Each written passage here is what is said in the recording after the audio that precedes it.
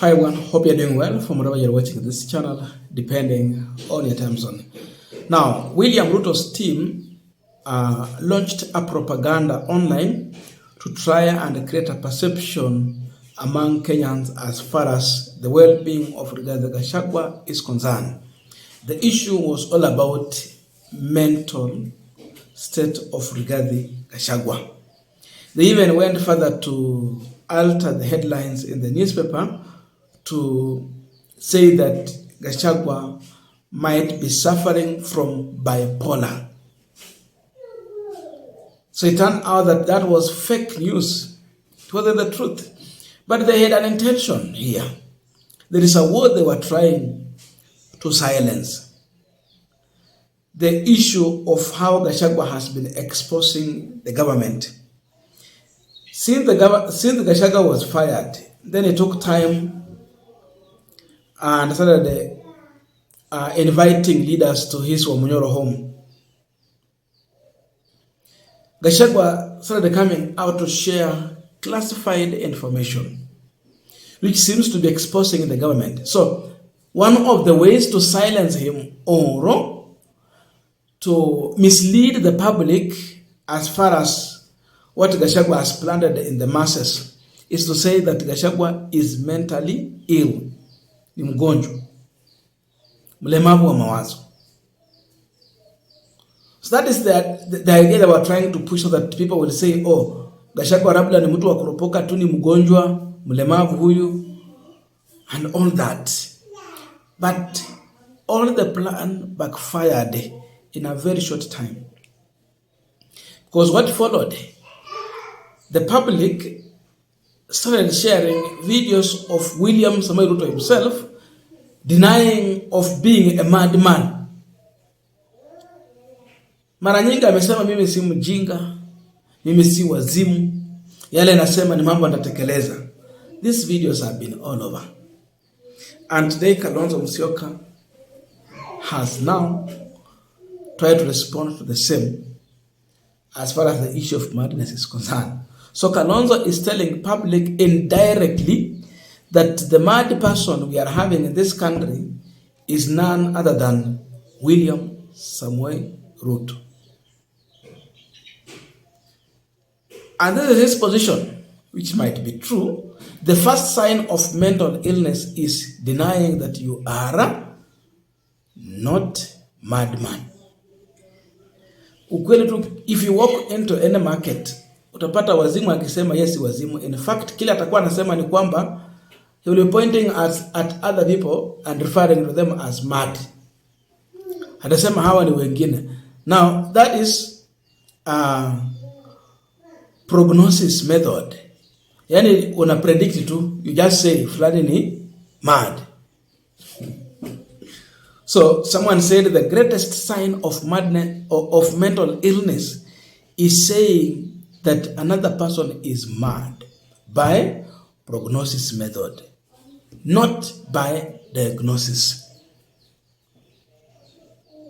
So vile timu ya Ruto wamejaribu kusema Gachagua ni wazimu, wakaleta paka kwa magazeti, yeye akasimama akaambia watu yeye si wazimu. Imefanya Wakenya sasa kwanza kuamini ya kwamba huenda Ruto ni wazimu, lakini Gachagua sio wazimu. Did you know that the first signs of mental illness is denying that you are a madman? Nataka niwahakikishie mimi si wazimu, na mimi si mjinga, na mimi si mlevi. Kwani nyinyi mnafikiri mimi ni wazimu nikasahau? Na mimi si wazimu nisahau kwamba mulinipatia kura zenu. Na mimi si wazimu. I know what I'm doing. I am not a madman. I'm not a madman. I know what I'm saying. And I'm not a madman. Na mimi si mlevi. Na mimi si mjinga. I know what I'm saying. Mimi si wazimu. Am I a madman? Now, I want us to continue with the panel discussion, but just a quick request. For those who are watching the channel and you have not subscribed, please consider subscribing. To our returning subscribers, I must say thank you so much. And again, to all our viewers, please give this video a thumbs up. Thank you so much, and back to our discussion. Now, among these three individuals, William Ruto, the president, Kalonzo Musyoka, Wiper Party leader, and the immediate former deputy president, Rigathi Gachagua, who is the madman. Ni nani wazimu kati ya watu watatu? One has denied that he is not mad, William Ruto. But indirectly has been pointing fingers at Gachagua. In most of the things that Gachagua has said, he believes, and refers to Gachagua as a mad person. So Kalonzo is just here to laugh at these two, especially to send a message to Kenyans about William Ruto. That the more he denies that he is not mad, the more we should believe that he is mad. So Ruto, on several occasions, has come out so clear, very loud, to deny that he is not mad. That's what he has told the public. And people are asking, who said that William Ruto is mad? Before they come to object, who said? At any given point, no one has referred to Ruto as a mad person. Even during campaign to date, no one has said he's mad. But he has kept on telling Kenya that he is not mad. He has kept on reminding everyone that he is not mad. So, what's the problem? Could he be suffering from something? People will quickly and easily conclude that there might be something that Ruto is suffering from. Bipolar. This is a man who is stressed, he's tensed, he's confused, and because of that, the issue of mental health comes in. So, with this, then you look on how he's governing this country, you wonder, is he so much forgetful on what he promised on or what is going on?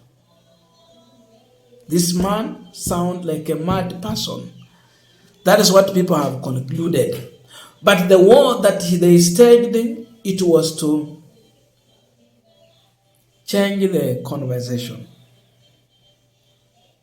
so that Kenyans will not focus on what Gachagua has said as far as the failures of this administration is concerned, and they can now focus on what State House is spreading, which is propaganda about Gachagua.